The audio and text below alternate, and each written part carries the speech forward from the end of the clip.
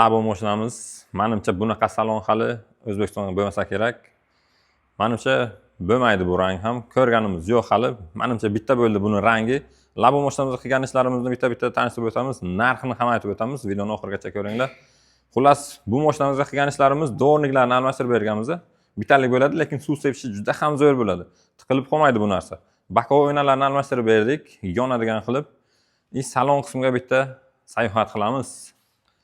Salon qismini bitta ko'rib chiqamiz, qanaqa ishlar qilindi bu mashinamizga.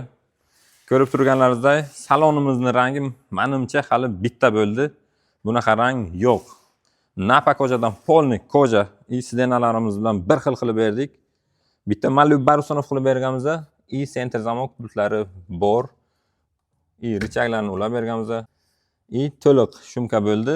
Patologimiz, afishkamiz dizaynisi bilan bir xil qilib berganmiz. Gubkalik bo'ladi bu. Tikishlarga bitta ahamiyat berasizlar. Juda ham menimcha chiroyli chiqdi deb o'ylaymiz. Ko'pchilikka ma'qul bu narsa. Mini anatomiya rulimiz, richagimizga signal ulab berganmiz. Bitta Malibu signal ham qo'yib berdik mashinamizga.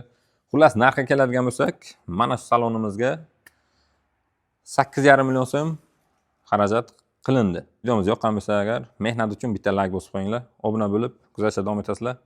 Yangiliklar faqat sizlar uchun.